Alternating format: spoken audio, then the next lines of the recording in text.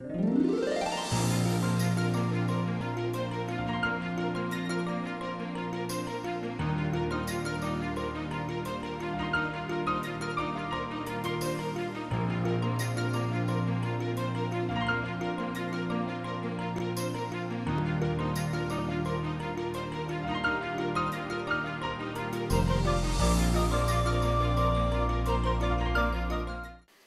paudam miyeng tabiri basing butaram nok sa bagloy na kurumzari. Paudam asigi maroy pau oina Navi Mumbai International Airport sana ba Prime Minister Narendra Modi na urep uyung tamkre.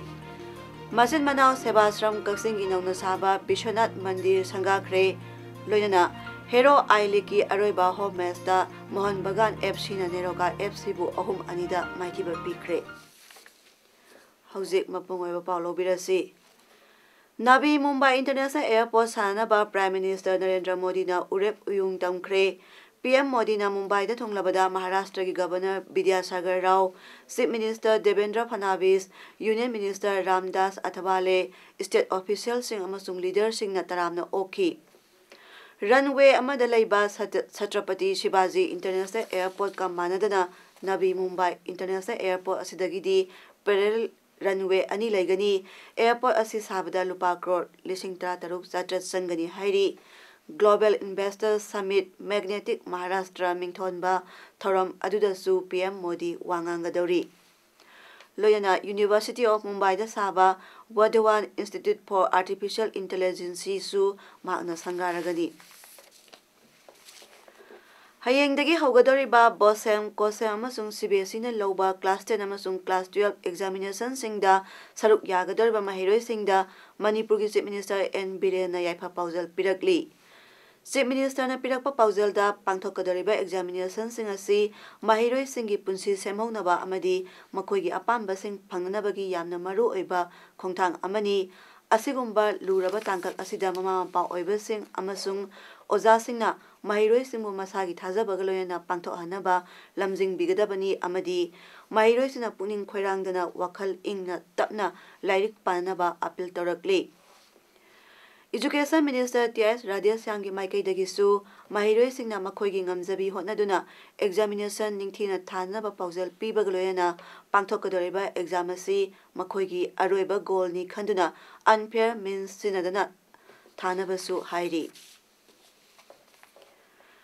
Divya Jivan Seva Sangha Masin Manao Sebasram Kaksingi Handakta Nauna Saba Bishwanath Mandop Sanghabagi Thoram ngasi pangthokre Thoramadu Social Worker Naurem Nopuna Athaba Mithung Divine Life Society Manipur State Committee Advisor Swami Gopal Krishna Saraswati na Tharamapu aduga Divine Life Society Rishikesh ki Life Member Dr. N.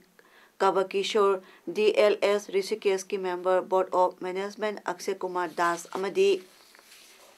District Yoga Training and Research Association Daitragi President KSIS Mangina Akhanaba Mithung Sing Oina Daista Phamki.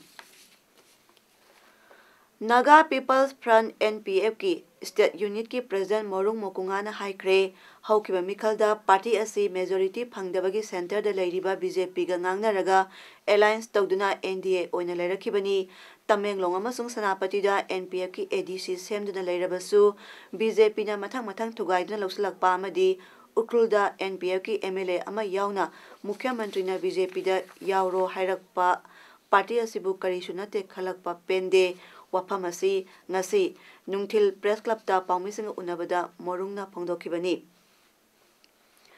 Morungna makha taraduna hai yanakiba wafam bhab tandrabadi matungda phaba oiroi Puna Sarkar Seminakiba Sahi ama Parak Tore, Masida Pendaba Karisu Leite, BJP na NPF Amadi ADC Singh Thugaiduna Lakpasina, Puna Zaminabagi Artha Leitre, Tamenglongi ADC Singhi, Nominee Singbu, Voting Right Leitaba Asi BJP na Thugairaga Voting Right Leinaba, Honarak Pathong Pende, Center da Report Piraba Matung Decision Ama Lauragani Haiki.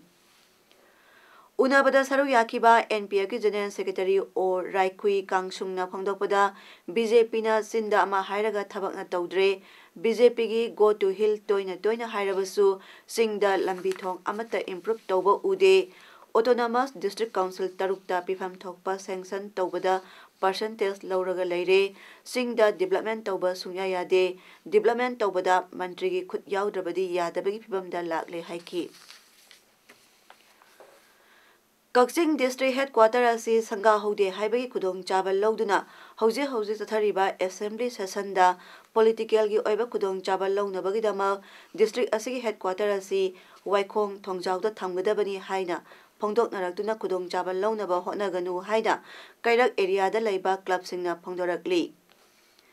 ngasi nongthel Kakching district ki manung chana leiriba Kairak ki club tarukna sinduna Kairak Kaithel Lampak community hall da pangthokiba paumi singa unaba amada club singi mahut siladuna public youth club PYC gi vice president N Sharat Nahai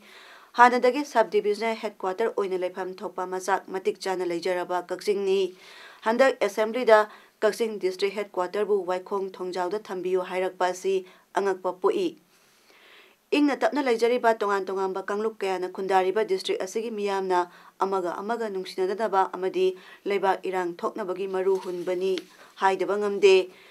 Kakchinggi DC na Waikhong Thongjawna district asigi headquarter sanabagi khwaidagi sabchaba mafamni haina recommend tawi haina house pulana lamjingkiba asisu laibak thibani haukiba sahi lisingani tarataruki December 3 ta gazette notification thokduna matamadugi Manipur lenga na Kakching subdivision bu mapung phaba revenue district amani haina lauthokibadagi ngasi phawba Kakching da district headquarter ama oibagi tokpham thokpa thabak thoram khudingmak mai pakna leptana pangthoktuna lakli hairaduna DC na headquarter sanaba recommend tokhiba natte subna khaki inquiry amagi report ama pikhatpa khaktani Maramaduna Kakching subdivision gi division headquarter oina lenga ki marinaba thabak tharong kaya pangthokpada lamgi lappa nakpa mayai chaba chadabagi karigumba kudong chadaba amata lekhide haraduna subdivision asi revenue district ama oina upgrade hek tawkhibaga hojik leiriba thabak thoram chathariba mafam asida praja section kharana Waikhong Thongjawna district asigi khwaidagi mayai chaba mafamni aduna Waikhong Thongjawda district headquarter sagadabani haibasi maram sadaba wafamni Kakchingda hojiksu tonganba district level officer kaya amasu mathau tawduna leiri district headquarter gi darkar oiriba mini secretariat asi athuba matamda saba hobiduna urep uyung tambinaba aduga district asigi tonganba office kaya sango sagalakpadasu district asigi mafam saba yenglaga sagatpiduna yamna masak thokpa phajaba district ama oina samgatpinabasu lenga ki puning chingsilakli maka haidagiba khudimak adagi mamangomda leiba maka palen irengban Kakching adagi koi yalang bagai di sugunu bhauki laiba singsi koi hanasu station lam oi adu communication chip pawan akoi dilawi masdagi chatkiba tamda koi anytime midang ya thengule so koi hantu hanjina rungami pi angang sing chatok tachin da so masigi hainabi amasu koi hana leibani adu masisda koi na district headquarters ama oirga se secretary na singba kari na singba sab se deida praja sing sigi atu khangna kai bile doidra aina kali koi dang mati hoina di se Kakching ni thambai bi deida koi samat jeni haina wai hojade ngasigi paumising unaba aduda saruk yakiba PYC gi member Y Poloi Maitaina phongdorakpada lengakna athuba matamda yenaningai leitraba hojik leiriba mafam asida district headquarter sadadana atopa mafamda sanaba honaraklabadi wobagai kendra gi manung chana leiriba kairaki praja singna khongjang kya sangsinaba sem saduna leire masida thorakpa aphafatagi daita pumba Manipur lengakna pugadabani haina akanba wafam thamlakli police ki oiro adagi tangai bada posok khudimang bangonda ma sra gamna nakna lei aduna mahai bu mafam sida ko sabada thoidokna anda center oibu mafam ni haiba badal puthu matam sangna koina sangi doba haibati sayen narga lege doba maduna thabakta prajam yangi thabakta thindha na dobu posok tudi akoi masi tasena pamjate yargadi hari bu posok se Kakching district headquarters sabasi hari bu Kakching mafam sidum sabi na basi akoi kare prajagi maikai dagi aduga punchal liba club taruki maikai dagi yam kanna proposal sima akoi thagasari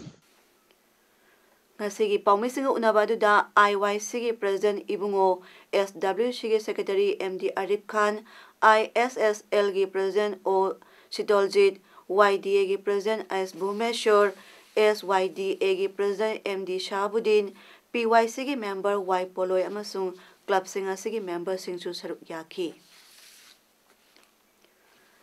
Lising Purel Khana Sauba Wang Purel Sintha Pungba Sero Oiramba Laikhidraba Dr. Yengkok Pam Sarachandrada dedicate Tauduna Nongandriba Ahingi Yakairol Haina Mingthonba audio album amangasi Manipur State Film Development Society Holda Pangthokpa Thara Amada Manipur Gilai Semba Sana Zaubana Phongkre Salai Holdings Private Limited na present Tauba album Phongbagi Thara Maduda Laisembana Kunai asi amamba ahinga pangkak oire haiki. Siya do thai ki badunu maram warga ikoi singasi ikoi ohening daba ikoi na pamja daba ikoi na tuaning daba maya amama na ikoi bumasi yomsa laga maduna ikoi ki punsi waraga maduna ikoi ki hingbagi ikoi ki masak adu oire haraga ikoi hingiba adugumba kunai amani aduna madugumba kunai adugu ikoi likap thok nanaba wakal ta nanaba asumba isela do porok nabagi damakta sayasina yakai ro na sarukadulba. Local sports club singa Mari Phagatnaba amasung Manipur State Sports Sakwahanabagi Panda ama oina 6 Assam Rifles na IGAR South ki miyang makhada Andro Club Lokponchung Club amasung ARG Andro Company operating base kagi oiba friendly volleyball competition match ama sinuna pangthokre match adu Andro Club na thoiki match adu Andro amadi Lokpausung khulgi miyoising na yengki 9 sector Assam Rifles ki manga suba JK Rifles na Lilong da laiba tongan baluk kaya kusamaduna mayai kaba nisa thingna pandamda Lilong bazar dagi Hauraibi mayai lekai Idga ground phauba rally chatuna miyang mipa ama pangthokre United we stand to fight against drug for drug free Manipur haiba theme da satkiba rally aduga mari lena 9 sector Assam Rifles ki Commander Brigadier Amit Kaptel na hai nisana imung manung kunai amabu manghali Samas mangningai oiba nisa thingbada lamdamasigi miyamna ahin nungthil naidana mateng panglakpabu thagatli Assam Rifles Manipur Police amadi law enforcing agencies singna matam supada miyamgi mateng pangnaba lepli haina phongdokhi Tharamaduda narcotic cell gi SP Basu 5JK Rifles ki Co Colonel Amit Bedi Thaubalgi SP Gautam su saruk yaduna luk kayagi nupi singda kudolpot piduna ikai khumnaki और मुझे बहुत खुशी है कि धीरे धीरे हम सब में ये अवेयरनेस आ रही है कि कुछ कदम ऐसे उठाए जाने चाहिए जिसमें कि इस मेनेस को दूर किया जा सके और मैं इसमें कॉम्प्लीमेंट करना चाहता हूं और मुबारकबाद देना चाहता हूं स्पेशली मणिपुर पुलिस को NAB को NCB और जितने भी हमारे वॉलंटियर ऑर्गेनाइजेशंस हैं जिन्होंने कि इतना अच्छा कॉज के लिए लड़ाई करने के लिए ये कदम उठाया है तो आप सब लोगों को बहुत-बहुत मुबारकबाद और हमारी तरफ से धन्यवाद Theater movement katak Odisha na sinduna mamang tha January gi tang kundagi kunthra mathoi phawba chathakiba All India Multilingual Children's Youth Women's Play Dance and Music Competition 2018 da saruk yaduna mana kaya laroklaba Kanglaipak Lamyanba Theater gi members singbu okpaga loyana ikai khumnaba utpagi thara amangasi phawbak chawda leiba Ima Haureima Community Hall da pangthokre Tharamaduda Hianglam Jilla Parishad Kakching District ke member E Ranjana na chief guest amadi Hianglam Jilla Parishad ki Pradhan E Shanti Devi na function ki present oikhi Ngasi Silchar da akhanaba mifama pangthokla matungda Manipuri Film Forum Assam MFFA Koba ama semkre Manipuri Film Forum Assam sembagi tharamaduda film gamrena ba saknaira miyoi kyana saruk yabag loyana forum asigi chairman oina miyamna sakhangnaraba script writer Dr. Kunjala Yandrambam General Secretary da Dr. Manimon Santi Kumar Khalle hairi Kakching Wairi Panjau Palum da leiba ITI Road manaktagi hauraga Lausi Khongjau phawba yobagi lambi Ipu Yaima Panmai lambi hairaga khangnaba lambi asi hayeng ayuk pung 6 tagi nahonana semjinbagi thaba hauragani maramasna lambi asi sembada miyamna saruk yabinaba Ipu Yaima Panmai lambi Development Committee gi secretary na thadorakpa Zerol amana hairi lambi asi semjinba loibada tha ama hena sangani hainasu Zerol asina makhatari All Manipur Hills Area DPC completed re-recruitment Police Constable Male 2016 Best President Binoyna Haikre. Hauzi pung nipuni pangi total shutdown adu loisin balaite. Tang tara ni panda loisin gadaba adu matam kaktadan sathagani haina paumi singda phongdokre. Bharatiya Janata Party BJP ki New Delhi da saba anobo office Prime Minister Narendra Modi na ngasi sangakre. Malengi khwaidagi sauba political party oriba BJP ki 6A Din Dayal Upadhyay Mark da sariba anoba headquarter adu PM Modi na party worker crore tara mathoi da kathoki. Square meter lakh lising humdra da sandokna sariba headquarter adu tha tara marida saba loikibani. Anoba campus asida state party office punamaka video conference taunabagi khudong chabalei hauze district chatruk kuntha taru BJP office sabagi thabaksu sangsilibani PM Modi na haikibada lebak asida political party kaya amalei makhoi gi miyeng amasung wakhalon tongan miyeng leijei adumoinama punamaki pandamdi amatani lebak asibu seba tawba haibasna punamaki pandamni Anoba office asigi sangpham ahum lei ahanba amasung anisubaduna senior leaders office bearer amasung worker singini ahum suba sangpham aduna media gini misam prajagi oinadi open space ki mamangda sariba stair da sangadabani party ki thabak thoram sing live telecast tongonaba achoba screen ama building gi mamangda thananaba thorang leire hairi BJP ki anoba headquarter asigi building anini amana mathon ahum lei aduga atopa amana mathon tare lei conference hall ani yauna punaka humdra lei sit humpu leiba Tripura Assembly gi sit hum yankai mapan gi mikhal ga si pangthokre ingna signa bot thadaba yanaba akan bangal senbagi thabak lakhotki bot masingna March ahum da thigani nungthil pung ama phawada bot thadabagi sang chadani phumanga oiki mirep sani maudrani thoina laibak chang yengnari Chari lam sit ki oinadi mire ama sikhibadagi mathang thagi tang tarani thoida thadanagani hairi polling booth lising ahum cham humdra mari gi dama security personnel lising kunamasung polling personnel lising tara taruk sinari Tripura gi chief minister Manik Sarkar na mahaki bhot Agartala da thadaki mahak Dhanpur constituency dagi mihut oina karakhibani passenger humpu taruk tongba Iran gi plane ama Semiro manakta kaikre plane adu da tonglakpa miyoi khudimak sire hairi plane adu Tehran dagi Yasul tamna pairakpani state media na piba report ki madung ina Aseman Airlines ATR 72 adu capital Tehran dagi kilometer 7 marphu lappa Yasul tamna pairakibani angang ama yauna passenger humpu amasung crew member taru plane adu da tonglakhi Lechin kunga thabana maram oiduna Yagros Mountain da plane adu kaikibani rescue helicopter sing thodo thopam da sangsinkre hairi Sanabagi pauda hauze India gi tongan pham sathariba Hero I League ki ngasi Neroka FC gi aroiba home match da Mohan Bagan FC na Neroka bu panjal ahum anida maithiba pikre Neroka gi mathang amasung aroiba away match East Bengal da sanaragani hauzik phawbagi Hero I League ki point tally da Neroka na point 38 phangduna makokta leiri Minerva Punjab FC na point 9 phangduna ani shubada aduga East Bengal na point 16 phangduna ahum suba position da leiri All Irengban Football Federation Sinduna Irengban High School gi ground da sathariba 3rd state level 7A side AIFF football tournament 2018 gi ngasi sanakiba match ani gi ahanba ground da MSYC More amadi MSFC hangang anina sanakibada apiba matamda panjal amata sanaba ngamdabadagi penalty kick kaunabada MSYC na MSFC bu panjal taret tarukta maithiba pikre aduga anishuba ground na Maira FC Texamna JFC Kaksin bu panjal marishinoda maithiba pikre Hauji aroibada maropa mukana pijari Navi Mumbai International Airport sanaba Prime Minister Narendra Modi na urep uyung tamkre Masin Manao Sebasram Kaksing Inauna Saba Bishwanath Mandir Sangakre Loyana Hero I League ki aroiba home match da Mohan Bagan FC na Neroka FC bu ahum anida maithiba pikre